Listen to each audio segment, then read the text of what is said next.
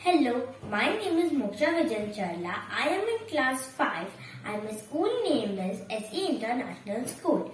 Today I will do one experiment. For this experiment, we need a lit candle, a paper, a lemon and a yogurt. First, I will dip this yogurt in the lemon juice. Now, I will write something.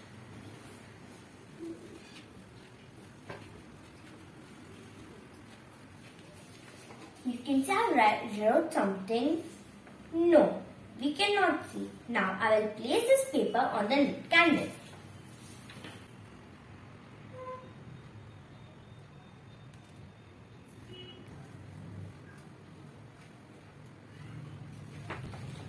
You can see I have written initial letter M and C. So this experiment tells us that lemon compound turns into brown on heating. Thank you.